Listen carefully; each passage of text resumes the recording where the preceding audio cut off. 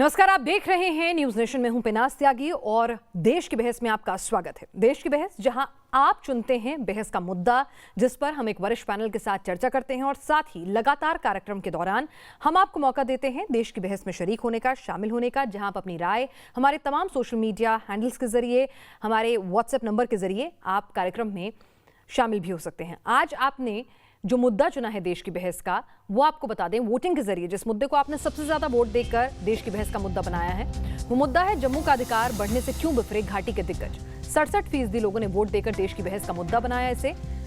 दरअसल पहाड़ से लेकर मैदान तक फिजा सर्द है, मगर कश्मीर घाटी का सियासा पारा उफान पर है। दरअसल हुआ ये कि परिसीमन आयोग ने नए जम्मू कश्मीर में 7 सीटें बढ़ाने का प्रस्ताव रखा, जिसमें जम्मू से कश्मीर घाटी तक बैठकों का दौर तेज हो गया।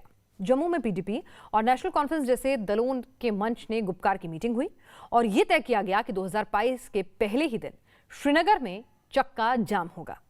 यह हाल तब है जब सभी दलों को 31 दिसंबर तक आयोग को सुझाव पहुंचाने, यानी कि सुझाव देना तो नहीं उन्होंने सही समझा, बल्कि वो चक्का जाम और विरोध के लिए उतर आए।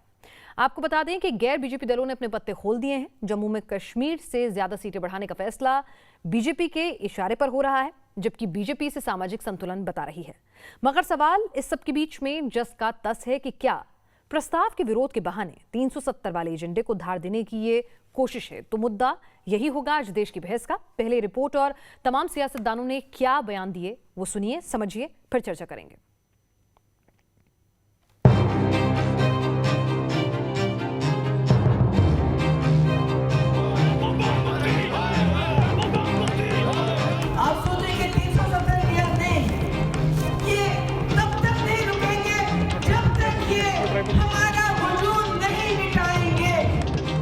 $370 का नाम और विक्टिम कार्ड।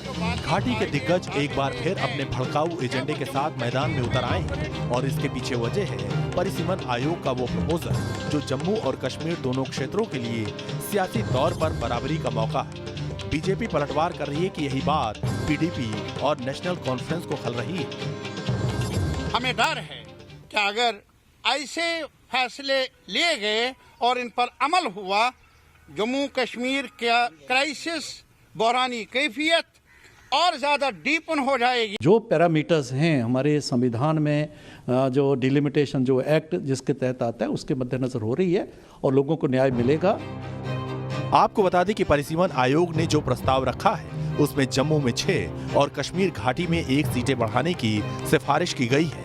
अगर ऐसा हो जाता है तो जम्मू कश्मीर में विधानसभा की 90 सीटें हो जाएंगी। ये अभी प्रपोजल ये है। 31 दिसंबर तक जम्मू कश्मीर से जुड़े सभी दलों से सुझाव मांगे गए हैं, मगर उससे पहले ही महबूबा मुफ्ती की पार्टी पीडीपी से लेकर अब्दुल्ला परिवार की पार्टी नेशनल कॉन्फ्रेंस बेचैन है। जम्मू में गुपकार गुट के नेताओं की बैठक हुई, जिसमें 1 जनवरी को श्रीनगर में विरोध प्रदर्शन का ऐलान किया गया है। जिन सिफारिशों से ही घाटी के महबूबा और अब्दुल्ला परिवार के गुस्से का पारा चढ़ा है, उसी में से एक मांग वो पूरी होती दिख रही है जिसे 30 सालों से इंतजार था। 9 सीटें अनुसूचित जनजाति के लिए आरक्षित करने का भी प्रावधान है, जबकि 7 सीटें अनुसूचित जाति के लिए आरक्षित करने का प्रस्ताव रखा गया है। अनुसूचित जनजाति के लिए सीटें आरक्षित करने का सबसे ज्यादा फायदा गुज्जर बकरवाल को मिलने वाला है। हमारे गुज्जर बकरवाल को कोई सुनता नहीं था, ना हमारी कोई सुनवाई होती थी। आज हम गुज्जर बकरवाल जो हैं, आज हम गवर्नमेंट का शुक्रिया अदा करते हैं कि उन्होंने ये सही कदम उठाया और इंद्रवाल को रिजर्व किया। देश की बहस में चर्चा करने जा रहे हैं कि परिसीमन से जम्मू और कश्मीर के नए सियासी मायने क्या है और फाइनल रिपोर्ट से पहले ही दबाव बनाने की रणनीति किसकी है। और देश की बहस में हम अपने दर्शकों को भी शामिल करते हैं और आज का सवाल आपसे पूछ रहे हैं कि क्या जम्मू कश्मीर में परिसीमन होना चाहिए। आपकी राय हाँ या नहीं में आप हम तक पहुंचा सकते हैं। देश की बहस में आप शरीक हो सकते हैं www.newsnationtv.com के जरिए। आप हमारे ट्विटर हैंडल और मोबाइल ऐप और हमारे फेसबुक पेज के जरिए भी वोटिंग कर सकते हैं। साथ ही आपको बता दें, इस कार्यक्रम के दौरान भी आप हमारे व्हाट्सएप नंबर पर अपने वीडियोस, अपनी राय भेज सकते हैं। 9711002266 9711002266 हमारा व्हाट्सएप नंबर है। आप वीडियो बनाकर अपनी राय हम तक पहुंचाएं। हम लगातार देश की बहस में आपकी राय को भी तवज्जो देंगे, क्योंकि ये देश की बहस जनता द्वारा चुना हुआ शो है। हमारे साथ खास मेहमान इस वक्त जुड़ चुके हैं। नलिन कोहली हैं, राष्ट्रीय प्रवक्ता बीजेपी के। आरती टिक्कू सिंह हैं, कश्मीरी एक्टिविस्ट, जो हमसे जुड़ेंगे अब से कुछ ही देर में। सुशील पंडित जी हैं, रूट्स इन कश्मीर से। तहसीन पुनावाला है हमारे साथ, राजनीतिक विश्लेषक। और शौकत अली चौधरी हैं, सचिव पीडीपी। और इफ्रा जान हैं हमारे साथ, प्रवक्ता JK-NC की। सबसे पहले नलिन जी, क्योंकि इस प्रस्ताव को और ये आयोग की सिफारिशों को सीधे सीधे ये कहा जा रहा है पीडीपी द्वारा और NC द्वारा कि ये आप लोगों ने, आपके इशारे पर, आपकी पार्टी के इशारे पर काम हो रहा है, आपकी पार्टी के दबाव में काम हो रहा है, क्योंकि आप चाहते हैं कि जम्मू में अपना होल्ड बढ़ाएं, इसलिए सिर्फ जम्मू की सीटें बढ़ाई गई हैं। ये आरोप लगे हैं आपके ऊपर।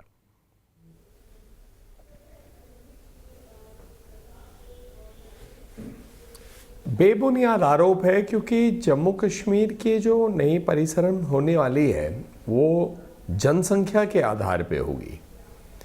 दूसरी बात कि जो लोग आरोप उठा रहे हैं उनको इसका पहले जवाब देना पड़ेगा कि उन्होंने 2026-31 तक क्यों उन्होंने इसको जो है स्थगित कर दिया था।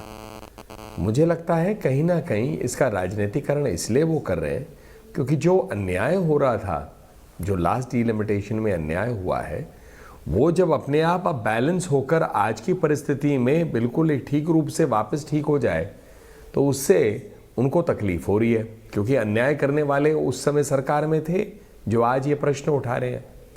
और ये ऐसा थोड़ी ना कि एक ही जगह सीटें बढ़ रही हैं, जम्मू में जो बढ़ रही हैं, साथ में कश्मीर घाटी में भी एक सीट बढ़ रही है, और कश्मीर घाटी में जम्मू से ज़्यादा सीटें रहेंगी।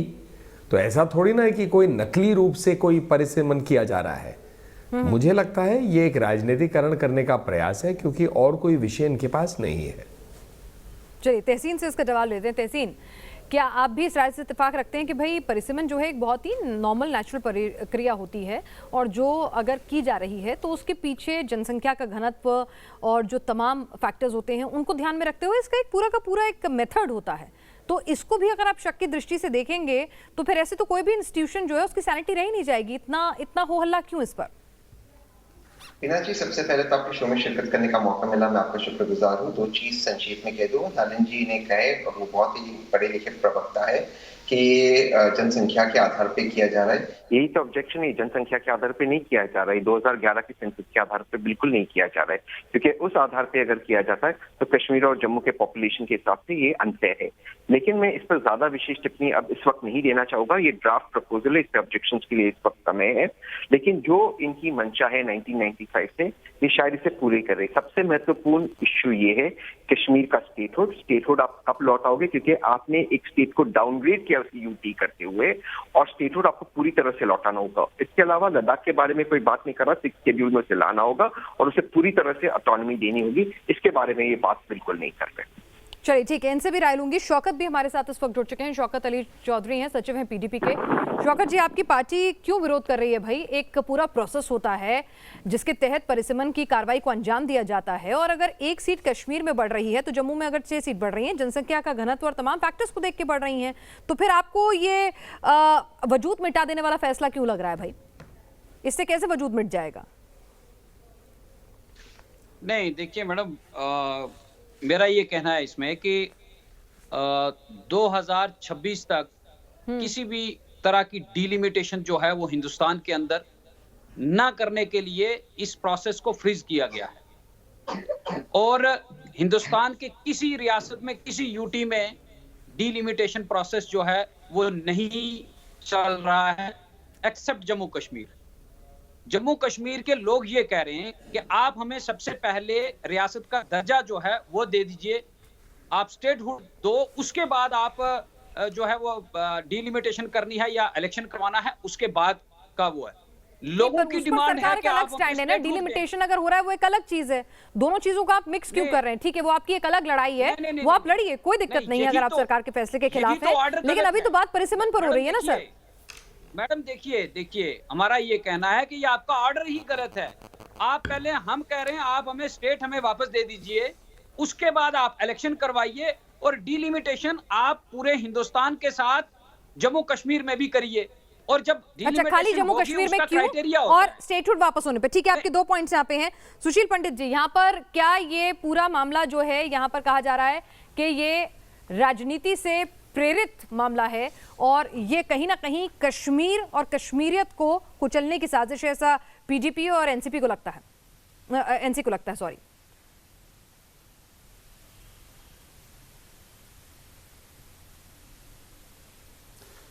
देखिए, पीडीपी की तो बात आप समझ लीजिए कि जब डिलिमिटेशन कमीशन अनाउंस किया गया था तभी महबूबा मुफ्ती ने कहा था कि हम इसका बायकॉट करेंगे। हम डिलिमिटेशन कमीशन के गठन में और उस निर्णय के साथ ही नहीं हैं। ये कमीशन सुप्रीम कोर्ट की रिटायर्ड जज जस्टिस रंजना देसाई की अध्यक्षता में चला। इनको देश के सुप्रीम कोर्ट के जजेस पर विश्वास नहीं है। फिर ये कहते हैं कि पूरे देश में डिलिमिटेशन नहीं है, केवल जम्मू कश्मीर में है। वो इसलिए है क्योंकि आज से 20 साल पहले जम्मू कश्मीर ने एक तरफा फैसला ले लिया था कि हम डिलिमिटेशन नहीं होने देंगे, जबकि पूरे देश में तब डिलिमिटेशन चल रहा था।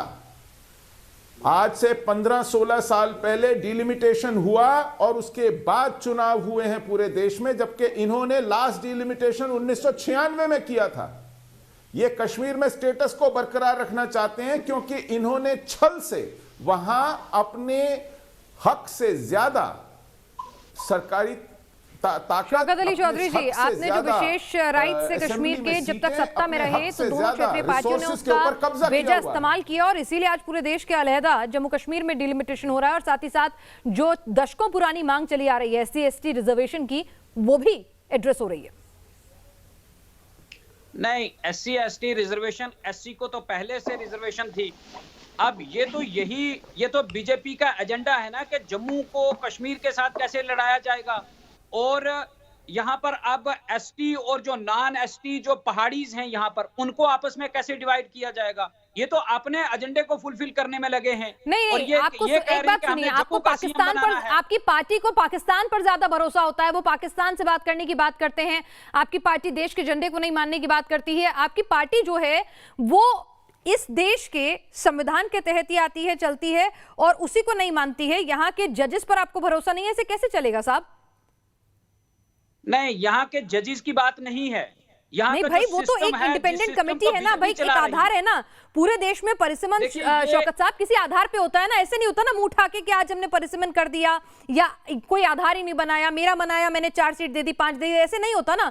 उसका एक प्रोसेस होता है, रेपुटेटेड लोग हैं उसमें कमेटी में शामिल, एक आधार होता है और फिर फैसला लिया जाता है।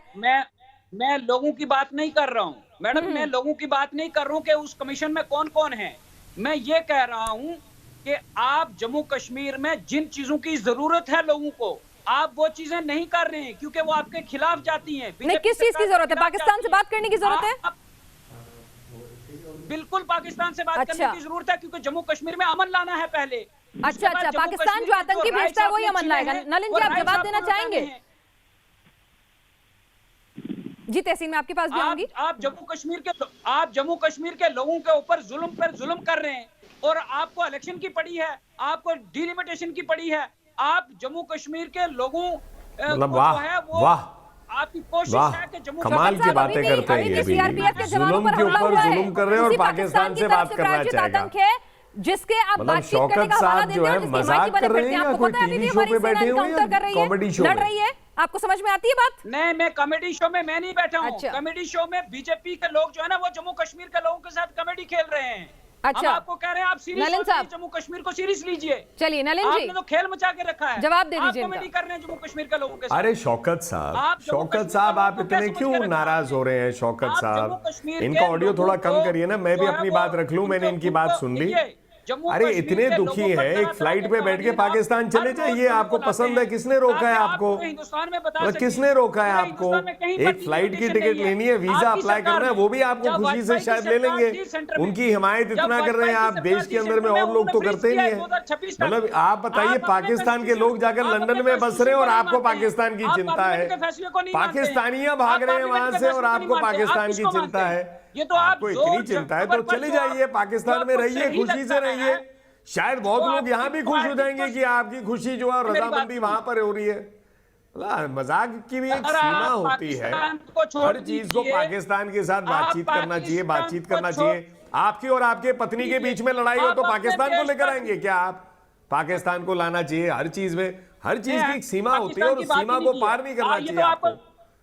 जब आपको मटेरियल नहीं होता है, जब आपको मटेरियल नहीं होता, आप पाकिस्तान की बात बीच में, आप ही तो पाकिस्तान रटे जा रहे हैं पिछले 10 मिनट से, मैं सुन रहा हूं। पाकिस्तान का नाम आपने शायद ज्यादा लिया, भारत के संविधान का नाम लेने में तो शर्म लगती है, झंडा के ऊपर में बात करने के लिए शर्म लगती है, हर चीज में पाकिस्तान से हाँ बात होनी चाहिए।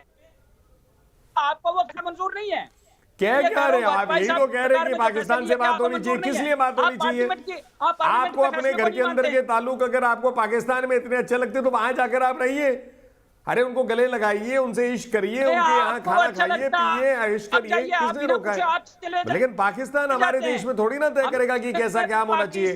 परिसीमन होना है तो भारत सरकार को और भारत के अंदर में जो सिस्टम्स है संविधान के तहत उससे होगा। पाकिस्तान का क्या लेना देना इसमें? शौकत साहब, मुझे एक बात बताइए कि आपने मान लिया है कि जम्मू के लोग पीटीपी को पसंद नहीं करेंगे, आपको दिक्कत क्या है भाई? ठीक है, एक तरफ तो आप कहते हैं कि फुल स्टेटमेंट लौटाइए, आप कहते हैं कि भाई चुनाव कराइए, और अगर उस दिशा में परिसीमन हो रहा है तो फिर डर कैसा?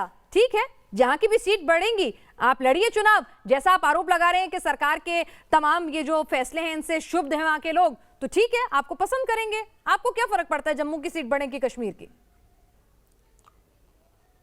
मैडम, हमें फर्क पड़ता है। अच्छा। हम ये कह रहे हैं आप जम्मू कश्मीर के लोगों के पहले हकूक लौटाइए, उसके बाद जो है वो डिलिमिटेशन करिए। जम्मू कश्मीर के लोगों का सब कुछ छिन गया। जम्मू कश्मीर के लोगों हर रोज नया कानून, क्या छिन गया? क्या छिन गया जम्मू कश्मीर के लोगों से? क्या छिन गया मुझे समझाइए। बिजली, पानी, राइट, क्या छिन गया जम्मू कश्मीर के लोगों के पास? नौकरी नहीं है, जम्मू कश्मीर के लोगों के पास खाना नहीं है, जम्मू कश्मीर के लोगों के पास रोजगार नहीं है। क्या छिन गया भाई? क्या छिन गया मुझे समझा दीजिए ना। देश के झंडे में आना कुछ छिनना होता है क्या? नहीं, क्या छिन गया बताइए। नहीं, ये आपको मालूम नहीं है क्या छिन गया? मैं तो पूछ रही हूँ ना आपसे। रोजगार छिन गया, हेल्थ फैसिलिटी छिन गई, सड़क छिन गई, बिजली पानी छिन गया, क्या छिन गया जम्मू कश्मीर के लोगों से? आप बताइए ना क्या छिन गया। मैडम, आप सुन लीजिए, सब कुछ आप सुन लीजिए, मैं बता रहा हूँ आपको। जम्मू कश्मीर में ना जम्मू कश्मीर के लोगों का लैंड्स पर राइट रहा है, ना जॉब्स पर रहा है, ना यहाँ की डेवलपमेंट में यहाँ है। ये सारी चीजें जो है, अरे मुझे बताइए, 70 साल में आतंकवाद जो है हमेशा रहती थी वहां पर, और आप कहते हैं कि एक बार 370 आ जाएगा तो अमन आ जाएगा। तो जब 370 था तो अमन क्यों नहीं था वहां, मुझे बताइए। तो आपने 370 को हटा लिया तो आपने क्या अमन काम कर अभी कहते 370 लाइए तो अमन आ जाएगा, और जब 370 था तो अमन कहाँ था? मुझे समझ नहीं आता है। फिर कहते सब कुछ छिन गया। नहीं, जो मूलभूत आवश्यकताएं हैं, तमाम चीजें, उसमें से क्या छिन गया आपको? आपका अलग झंडा छिन गया, वो दिक्कत है। देश के झंडे के प्रति सम्मान नहीं है, वो परेशानी है। क्या छिन गया भाई? मेरे को ये समझा दीजिए कि एक आम आदमी से क्या छिन गया? क्या कश्मीरी पंडितों को उनका हक मिल जाएगा तो वो दिक्कत है? मतलब क्या छिनने से क्या मतलब है? आपसे क्या छीन लिया? ऐसा आपसे क्या छीन लिया जो एक आम हिंदुस्तानी नागरिक होने के नाते आपको मिलना चाहिए?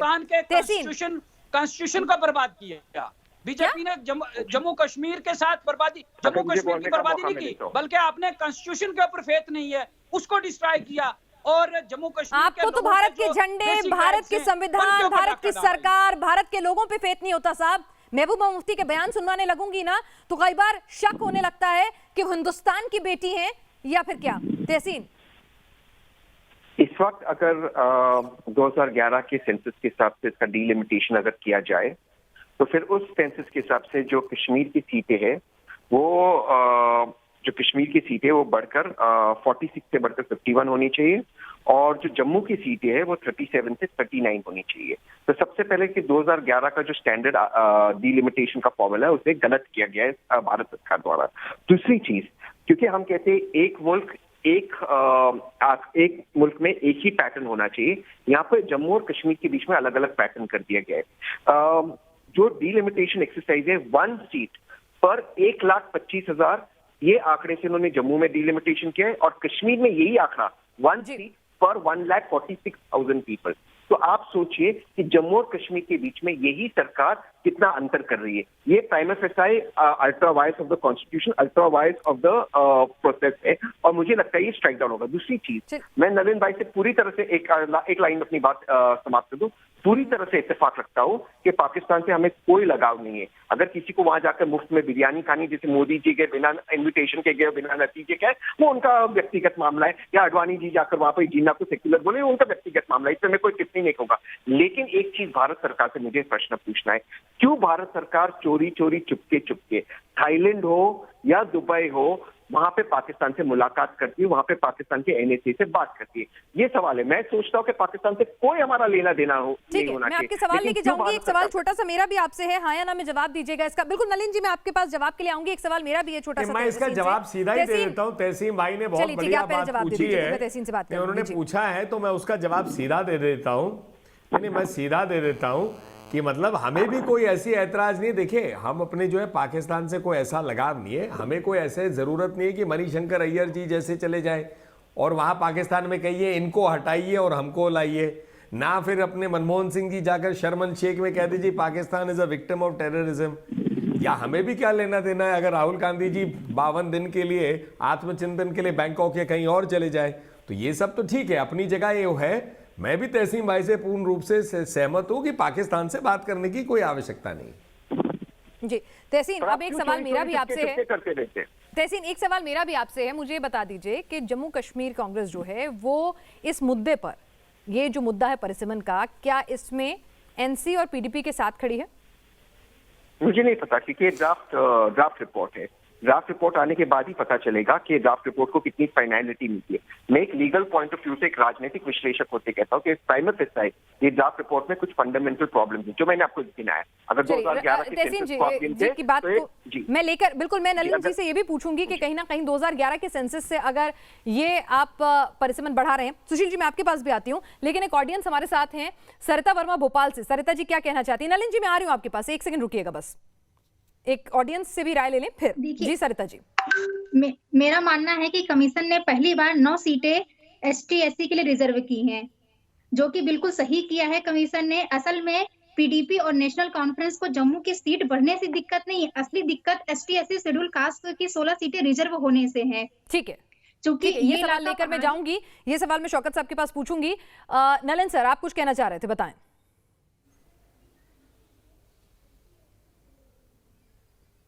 मैं ये कह रहा था, देखिए तहसीन जी, बिल्कुल उनका अधिकार है कि वो प्रश्न पूछे, प्रश्न उठाएं, क्योंकि संविधान में ये अधिकार सबको दिया गया है। लेकिन इस बात को भी ना भूलें कि इसकी अध्यक्षता एक पूर्व supreme court justice Ranjana Desai कर रही हैं। उनके लिए प्राइमा फेसाई कॉन्स्टिट्यूशन के खिलाफ जाने का सवाल ही नहीं उठता है। मतलब कोई सुप्रीम कोर्ट जब पहुंचते हैं तो पूरा कानून समझ के हाई कोर्ट में रहकर फिर पहुंचते हैं, तो ये इसको गंभीर रूप से लेना चाहिए।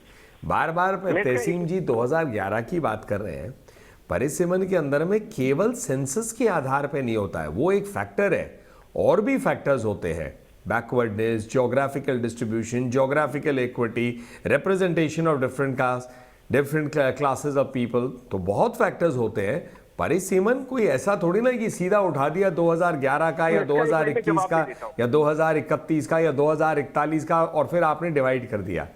कई फैक्टर्स होते हैं और उन सबको मद्देनजर रखते हुए ही ये पूरी एक्सरसाइज होती है। चलिए, इसका जवाब मैं लूंगी। यहाँ पर शौकत जी, आपके लिए एक सवाल आया था, हमारे दर्शक ने आपसे सवाल पूछा था कि आप ये बता दीजिए कि असली दिक्कत पीडीपी को इस बात से हो रही है कि एससी एसटी सीट्स जो है वो रिजर्व हो जाएंगी, उनके लिए मुश्किल हो जाएगी। नहीं, ऐसा हमारी दर्शक थी, उनकी राय थी। ऐसा बिल्कुल नहीं है। मैं बताना चाहूंगा, ऐसा बिल्कुल नहीं है। जिस रीऑर्गेनाइजेशन एक्ट के तहत जो है वो डिलिमिटेशन हो रही है, हमने उस डिलिमिटेशन एक्ट को जो है वो सुप्रीम कोर्ट में चैलेंज किया है, तो हमारे लिए ये कोई मतलब हम एक्सपेक्ट नहीं करते इसमें कि यहाँ किसी एससी एसटी या किसी दूसरे कम्युनिटी को जो है वो यहाँ पर फायदा दिया जाएगा। ये बीजेपी जो है उसको फायदा देने के लिए पूरी कार्रवाई पूरी एक्सरसाइज हो रही है। चाहे आप अगर पिछड़ी जातियों को फायदा मिलेगा तो पीडीपी को दिक्कत क्या है? अगर पिछड़ी जातियों को जैसे देश भर में फायदा मिलता है, अगर जम्मू कश्मीर में भी मिलेगा तो दिक्कत क्या है इसमें? पिछड़ी जातियों को आगे लाने के हक में तो सभी है ना। आप वो डिस्ट्रिक्ट्स देख लीजिए जहां पर एक एक सीट बढ़ाने की बात की गई है, ड्राफ्ट जो पेश किया गया उसमें, जहां जहां बीजेपी को लगता है कि हमें यहां पर सीटें मिल सकती हैं, उन्होंने उन्हीं एरियाज को जो है डिमार्केट किया है और उन्हीं एरियाज को जो है वो सीटें बढ़ाने की जो है वो बात की है। अगर मैं जम्मू रीजन और कश्मीर रीजन की बात करूं तो जम्मू रीजन से कश्मीर रीजन की 15 लाख आबादी जो है वो ज्यादा है।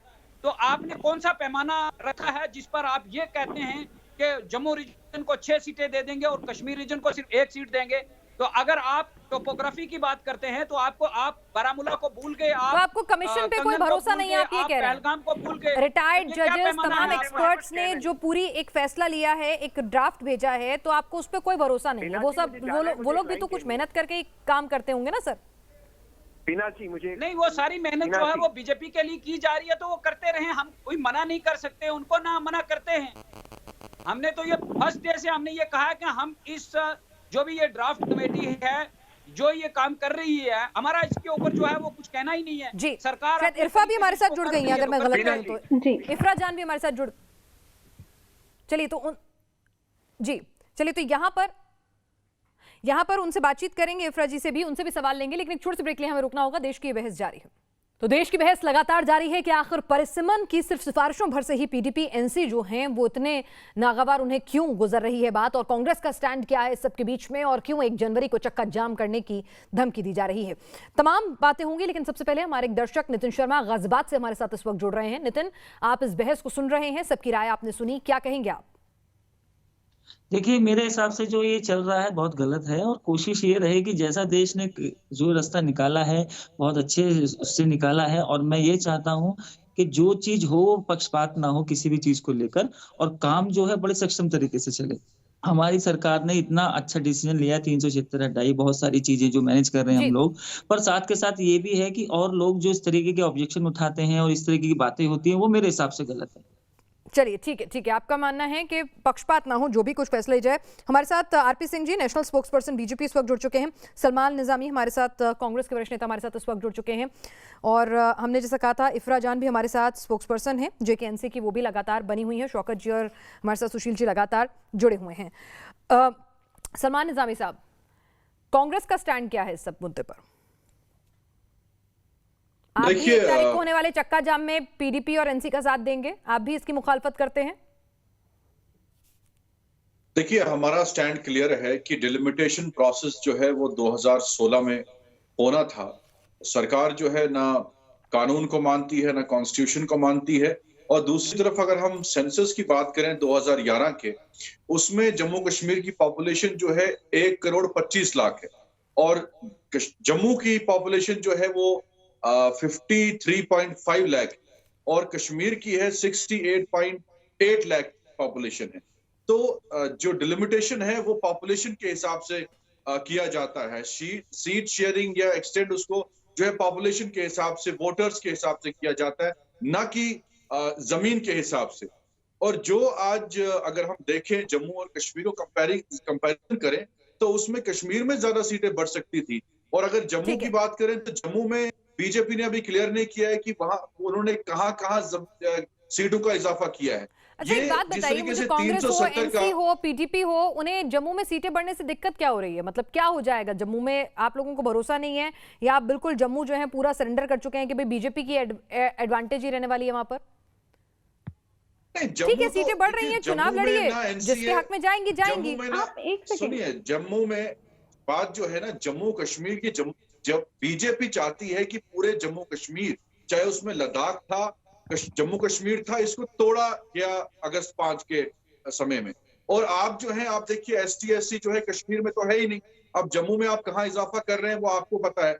लेकिन जिस तरीके से DDC के इलेक्शन में हमने देखा कि बीजेपी को हार का सामना करना पड़ा, और बीजेपी 370 को इस तरीके से प्रोजेक्ट कर रही थी कि हमें जो है बहुत फायदा मिलेगा, लेकिन हार का सामना करना पड़ेगा। अच्छा, परिसीमन का नुकसान बता दीजिए। कश्मीर से कुछ हमें मिलने वाला नहीं है। इफरा जान, आप ही बता दीजिए, परिसीमन का नुकसान बता दीजिए, रिजर्वेशन का नुकसान बता दीजिए। मुखालफत आप कर रहे हैं, ठीक है, पर नुकसान भी तो बताइए। देश की जनता को पता तो चलना चाहिए कि क्यों ये जम्मू कश्मीर की क्षेत्रीय पार्टियां इसके खिलाफ खड़ी हैं, उन्हें भी तो समझ आना चाहिए ना। पहले तो SCs जो है उनका रिजर्वेशन ऑलरेडी पुरानी असेंबली में था। तो एससी रिजर्वेशन कोई नई बात नहीं है। इनफैक्ट जो नेशनल कॉन्फ्रेंस से land to the tiller act pass किया था, उससे एक पॉइंट पे हमारे जो स्टेट है उसमें एससीज की पावर्टी रेट जो है वो 40% से नीचे गिर गई। तो नेशनल कॉन्फ्रेंस ने एससीज के लिए क्या किया है ये सबको पता है। जहां तक एसटीज की बात आती है, आपको मैं याद दिला दूं, बीजेपी की गवर्नमेंट ने एसटीज के लिए 9 सीटें रिजर्व की है। नेशनल कॉन्फ्रेंस ने अपनी पिछली असेंबली में 11 सीटें जो है उनसे एसटीज को जिताया है और हम लोगों ने उनको 2 सीटें एक्स्ट्रा दी थी। तो एसटीज जो है, नेशनल कॉन्फ्रेंस जो है प्राइमरीली उसको सपोर्ट बेस, उसकी एसटी सपोर्ट बेस है। तो ये आप एसटी एससी किसी और को सुनाइए। तो आपको कोई दिक्कत नहीं है इससे? कहां पे एससी एसटी से आपको दिक्कत नहीं है? चलिए एक पॉइंट पर तो आपको दिक्कत नहीं है, ये तो मान लिया जाए। अब दूसरा पॉइंट जो है, दूसरा पॉइंट है जम्मू में सीटें बढ़ाने को लेकर, ये आपको क्यों ठीक नहीं लग रहा है, ये समझाइए। देखिए, हमें जम्मू के लोगों से जम्मू में सीटें बढ़ाने से हमको कोई प्रॉब्लम नहीं है, क्योंकि हमने देखा है बीजेपी जो है ना वो जम्मू की है ना कश्मीर की है। वो जम्मू का रोजगार अभी दाव पे लगाया है, उसने कश्मीर का रोजगार भी दाव पे लगाया है और हमारी जमीन भी बेची है और जम्मू की जमीन भी बेची है। वो सिर्फ 1-2 कंपनियों की है, वो ना तो जम्मू की है ना कश्मीर की है।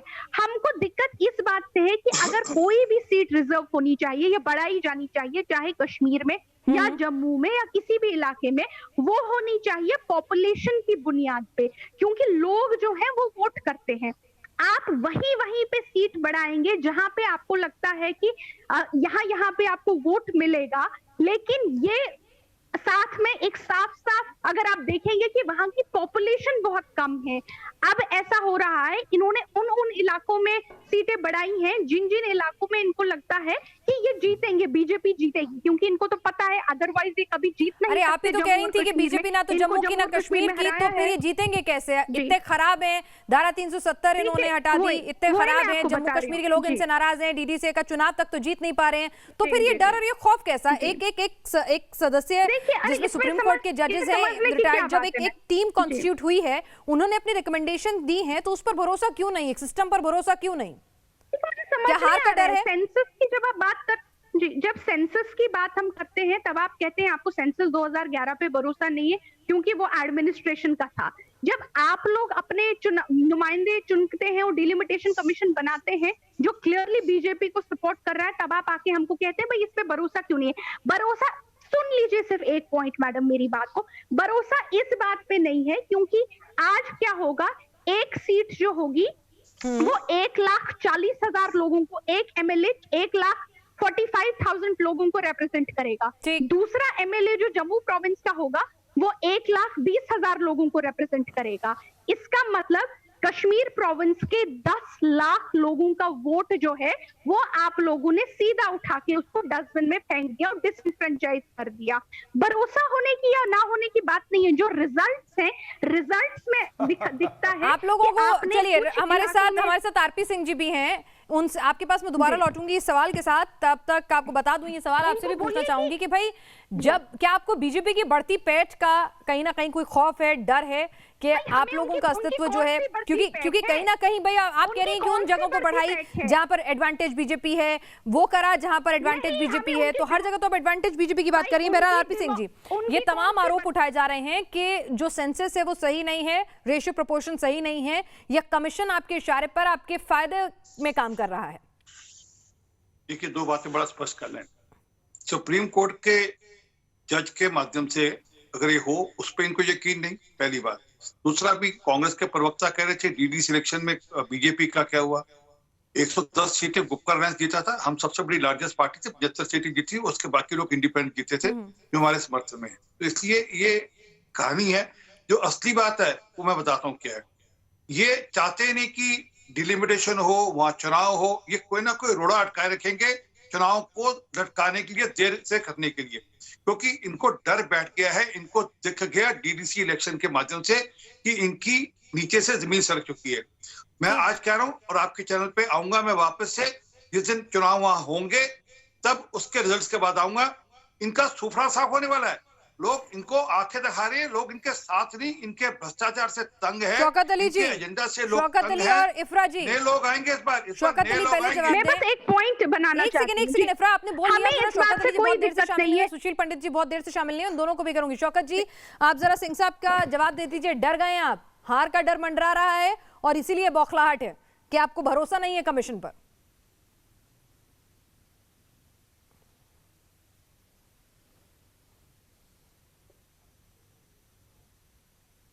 चलिए शौकत साहब, शायद कुछ टेक्निकली दिक्कत है। सुशील पंडित जी, मैं ये इफ्रा और यहाँ पर सलमान निजामी साहब से जवाब लूं उससे पहले मैं आपके पास आना चाहूंगी कि यहाँ पर अगर चलिए आ गया, ऑडियो आ गया, चलिए आप अपनी बात पूरी करें शौकत साहब जी।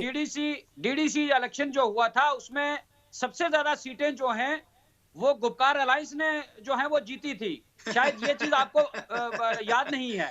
दूसरी बात मैं ये बताना चाहूंगा कि 4 पार्टियों ने मिलकर, बीजेपी ना जम्मू में है, सर सुन लीजिए, बीजेपी ना जम्मू में 4 पार्टियों ने मिलकर ना 110, हमने अकेले 75 और इंडिपेंडेंट ये बताइए ना। कश्मीर में ठीक बताइए, झूठ क्यों बोलते हो? और ना अरे कितनी जीती है बताइए। अच्छा ये बताइए, कांग्रेस ने कितनी जीती, पीडीपी ने कितनी जीती, एनसी ने कितनी जीती, बाकी आपके जो राज पार्टी कितनी जीती, ठीक बताइए।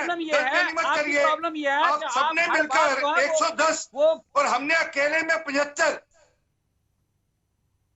आरपीसी साहब, आपको डर बैठ गया, डर ये चीजें आपको वहाँ के लोगों का डर बैठा हुआ है कि आपके लोग, वहाँ के लोग आपकी बार आपको रिजेक्ट करेंगे। आपने कस्में खाई थी कि हम डीडीसी इलेक्शन नहीं लड़ेंगे, जब तक धारा 370 पेंशन से हटाया नहीं जाएगा हम इलेक्शन नहीं लड़ेंगे। आपका सुफड़ा साफ हो गया पंचायत इलेक्शन में, उसके डर से आपने डीडीसी इलेक्शन लड़ा, उसमें भी आपकी हालत पतली थी आपकी, ये याद रखिएगा बात को। जम्मू कश्मीर में ताकत के बलबूते पर ना तो अमन ला पाए, ना आप डिलिमिटेशन ठीक ढंग से कर पाएंगे। आज कश्मीर में पत्थरबाजी नहीं होती, आज कश्मीर में पत्थरबाजी नहीं होती। आप ये समझते हैं, हर जुम्मे के दिन वहाँ पे नारा लगता था, मुस्तफा का नारा लगता था, आज वहाँ पत्थरबाजी नहीं होती। आज वहाँ पर पाकिस्तान का और निजाम मुस्तफा के नारे नहीं लगते। आज वहाँ पर जुम्मे के दिन डोडा से कोई फायदा हो जाएगा, वहाँ पर तिरंगा लहराया जाता है, हर गाँव में तिरंगा लहराया जाता है।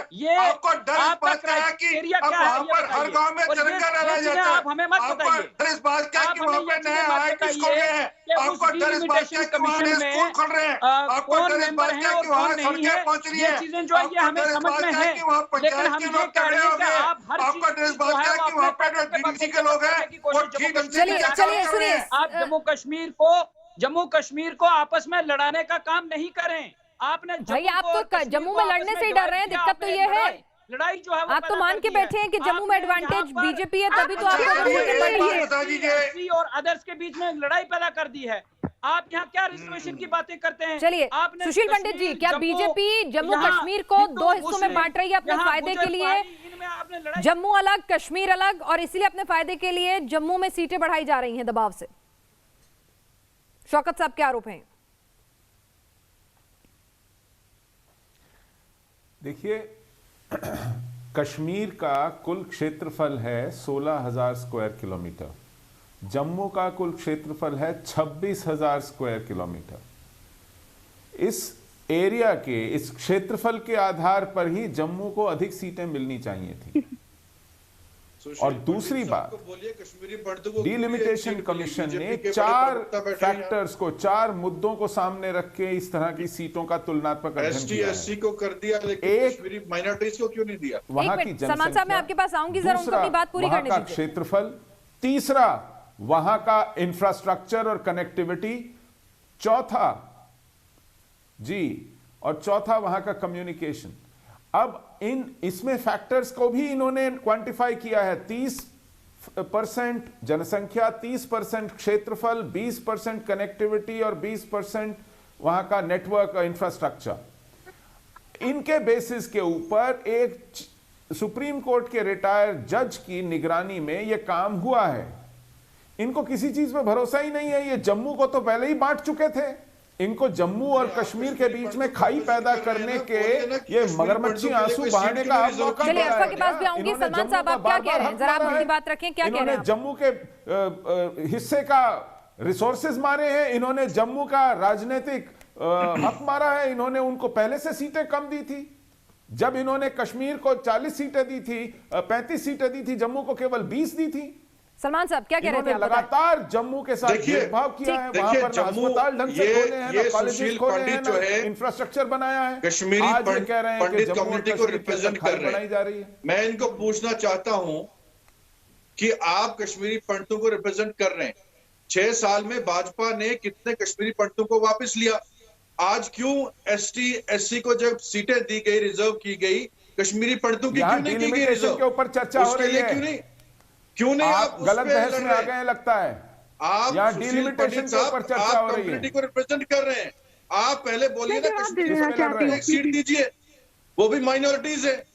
हाँ जी, आप तो क्या बीजेपी? मैं सबसे पहले देश और राज्य के हित में बात करूंगा। चमचागिरी यहाँ पर ना मैं हिंदू मुसलमान करूंगा, ना कश्मीरी डोगरा करूंगा। ये बात क्लियर कर दूं। जी हाँ, यहाँ केवल देश के हित में बात करूंगा। तो दोनों खित्ते के चमचागिरी आप जाके करिए गुलाम नबी आजाद की, और उसके पीछे पीछे चले जाइएगा बीजेपी में। चमचागिरी कीजिएगा गुलाम नबी आजाद की, और उसके पीछे पीछे चले जाइएगा बीजेपी में। फिर पूछेंगे आपसे, नहीं चलता उनको जम्मू कश्मीर फिर उसके बाद पूछेंगे आपसे किसका कद बड़ा है, किसका छोटा है।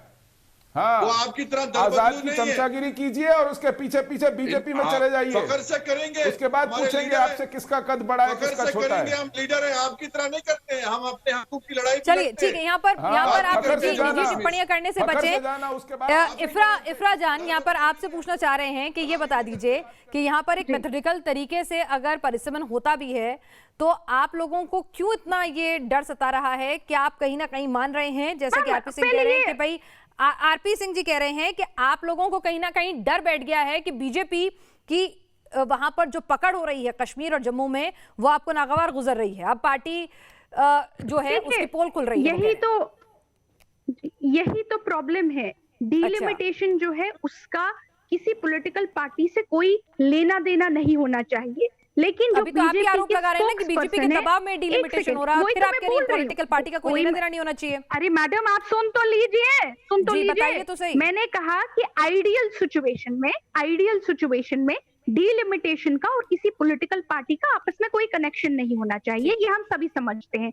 आरपी सिंह जो स्पोक्स पर्सन है बीजेपी के, वो खुद आके यहाँ पे कहते हैं कि इनको डर लग रहा है, इससे हम स्ट्रांग हो रहे हैं। यानी बीजेपी खुद नेशनल टेलीविजन पे एडमिट करती है कि मैंने कहा वहां पर कश्मीर में लोग आपके सामने खड़े हो गए हैं, कश्मीर में आपको आंख में आंख डालकर वहाँ लोग खड़े हो गए हैं, वो लोग कश्मीरी हैं, सही में कश्मीरी हैं, वो लुटेरों के खिलाफ खड़े हो गए हैं।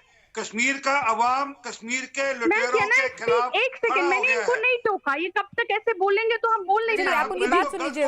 मैंने कहीं नहीं कहा कि बीजेपी वहाँ पे, मैंने कहा कि कश्मीर का अवाम कश्मीर के लुटेरों के खिलाफ खड़ा हो गया है। ठीक है, जिन्होंने लंदन में मकान बनाया उनके खिलाफ खड़ा हो गया है। एक सेकंड, लोगों को लूटा उनके खिलाफ खड़ा हो गया है। आप प्लीज मुझे बोलने दे दीजिए, ऐसे हम डिबेट नहीं कर पाएंगे। चलिए बताइए, आप अपनी बात बताइए। जी, जहाँ पे एक परिसीमन जो कमीशन होना चाहिए उसका किसी पार्टी को फायदा नहीं होना चाहिए, लेकिन एक पॉलिटिकल पार्टी है जो दावा करती है कि इसकी वजह से जो है पीएचडी और बाकी हम पार्टियां कमजोर हो रही हैं। शायद ये दावा कब किया आरपी सिंह ने? आरपी सिंह ने कहा कि बीजेपी को जिस तरह से लोगों का प्यार मिल रहा है उससे आप लोग डर गए। मैंने ये कहा कि तो उस प्यार का और डिलिमिटेशन का आपस में क्या कनेक्शन है मैडम? तो आप जोड़ रही है कनेक्शन, डिलिमिटेशन का आपस में क्या कनेक्शन है? बात है, ये चाहते नहीं कि वहाँ चुनाव हो, जहाँ तक ये चाहते नहीं कि वहाँ चुनाव हो, ये कोई ना कोई बहाना बनाएंगे। अभी डिलिमिटेशन का, उसके बाद सेंसस का, क्या मैं जवाब दे दूं? एक सेकंड, ठीक है। 2 साल से जम्मू और कश्मीर में चुनाव जो है इलेक्शन कमीशन के अंडर थे। 2 साल से बीजेपी ने चुनाव क्यों नहीं कराए? आपकी पार्टी के नेता फारूक अब्दुल्ला डिलिमिटेशन में कमीशन के सामने गए थे या नहीं गए थे? चलिए ठीक है इफ्रा जी, आपके पास भी आएंगे, इसका जवाब लेंगे बिल्कुल आरपी सिंह साहब से भी, और आप जो अपनी बात कह रही हैं वो भी मैं पूरी करने दूंगी, आपको मौका दूंगी। जी बोलिए। दूसरी बात ये कह रहे हैं चुनाव नहीं हो रहे, आप चाहते नहीं है। हमारे चाहने या ना चाहने से क्या होता है? इलेक्शन कमीशन चुनाव कराता है, हम कुछ भी करें चुनाव रुक जाएगा।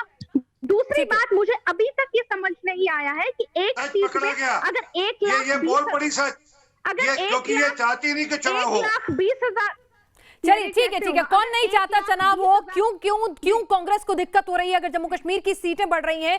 क्योंकि चलिए पीडीपी और एनसी की दिक्कतें तो समझ में आती हैं, लेकिन खुद को हिंदी हार्टलैंड की पार्टी बताने वाली कांग्रेस जो है वो जम्मू की सीटें बढ़ने से क्यों परेशान है, वो भी समझेंगे, उसका जवाब भी लेंगे, लेकिन एक छोटे से ब्रेक के बाद। देश की बहस में आज इस मुद्दे पर बात हो रही है कि परिसीमन कमेटी की जो सिफारिशें हैं उनको लेकर आखिर इतनी हाय तौबा क्यों पीडीपी, एनसी और कांग्रेस भी काफी हद तक उसका विरोध क्यों कर रहे हैं, चक्का जाम की धमकी क्यों दे रहे हैं। लगातार इस पर हम अपने वरिष्ठ पैनल से उनकी राय जानने की कोशिश कर रहे हैं, जो हर पार्टी का रिप्रेजेंटेशन कर रहे हैं। हमारे साथ हमारे एक दर्शक भी जुड़ गए हैं, उनसे भी उनकी राय लेंगे, लेकिन उससे पहले हमारे साथ लगातार पूरा पैनल है। इरफा जी, आपसे जाने से पहले हम बातचीत कर रहे थे, आपकी बात अधूरी रह गई थी, बताएं आप क्या कहना चाह रही थी? क्या जवाब था आरपी सिंह जी के इस आरोप का कि जम्मू में आप लोगों की पकड़ उतनी मजबूत नहीं है और वहां सीटें बढ़ने से आपको दिक्कत हो रही है?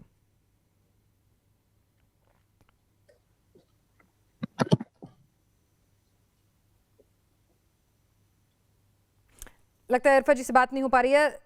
सलमान निजामी साहब, एक बात बताइए कि ठीक है एनसी और यहाँ पर पीडीपी की बात फिर भी कुछ हद तक समझ में आती है कि उनका मेन होल्ड जो है वो कश्मीर में है, लेकिन आप तो एक राष्ट्रव्यापी पार्टी हैं, यहाँ पर आप तो हिंदी हार्टलैंड में अपना दबदबा होने का दम भरते हैं, तो फिर अगर जम्मू में सीटें बढ़ती हैं तो उससे दिक्कत क्या है कांग्रेस को?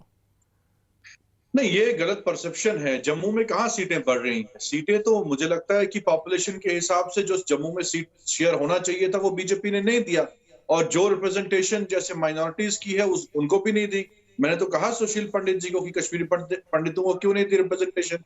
और दूसरा सवाल ये है कि जिस तरीके से आप पिछले इलेक्शंस हारे और अब बीजेपी को मालूम है कि जम्मू प्रोविंस में देखिए कांग्रेस और बीजेपी का मुकाबला है और कोई पार्टी वहां नहीं, तो कांग्रेस भी जम्मू कश्मीर में जम्मू प्रोविंस जो है वो ज्यादा पहाड़ी इलाका है और वहां की कॉन्स्टिट्यूंसी जो है वो जो मेन जो कॉन्स्टिट्यूंसीज हैं, चाहे वो टाउन की बात करें हम, रूरल कॉन्स्टिट्यूंसीज जो है उसमें हार्डशिप्स का सामना करना पड़ता है लोगों को, दूर दराज इलाकों में जाना पड़ता है। तो यानी कांग्रेस को डिलिमिटेशन के ये जो सुझाव है इनमें कोई दिक्कत नहीं है, आप इसका सपोर्ट करेंगे? नहीं, हम कहते हैं बैलेंस करिए, कश्मीर का शेयर जो है कश्मीर को मिलना चाहिए, जम्मू का शेयर जम्मू को मिलना चाहिए, लेकिन जिस तरीके से आपने कह दिया पॉपुलेशन के हिसाब पे, ये जो है ये जमीन के हिसाब से नहीं डिलिमिटेशन होता है, जमीन के हिसाब से नहीं होता है। मैं कहूँ आपको पहले भी हुआ है, लेकिन हम कहते हैं कि कश्मीर में आरती टिकू सिंह जी भी हमारे साथ जुड़ी हैं, थोड़ी देरी से जुड़ी हैं, वो तो इसलिए मैं चाहूंगी कि चर्चा में उन्हें मैं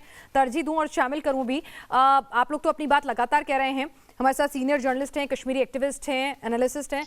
आरती टिकू सिंह जी, यहाँ पर पीडीपी और एनसी लगातार विरोध जता रहे हैं, उन्हें लग रहा है कि ये जो डिलिमिटेशन की रिकमेंडेशंस आई हैं ये कहीं ना कहीं पुराने सेंसस पर आधारित है, ये सही नहीं है और इनका आधार जो है वो सही नहीं है। कश्मीर में सीटें ज्यादा बढ़नी चाहिए थी, वो ये कमीशन जो है वो निष्पक्ष तरीके से अपना काम नहीं कर पा रहा है। और कांग्रेस कह रही है कि भाई आप SC ST की तो फिक्र कर रहे हैं, लेकिन कश्मीरी पंडितों की फिक्र इस आयोग ने भी नहीं की। देखिए, सबसे पहली बात मुझे नहीं समझ आता है कि सरकार को बहुत जल्दी क्या है ये सब करने की, डिलिमिटेशन करने की, क्योंकि सेंसस पहले होना चाहिए था डिलिमिटेशन से पहले, और वो सेंसस में इतनी ज्यादा देर भी नहीं थी कि सरकार रुक नहीं सकती थी।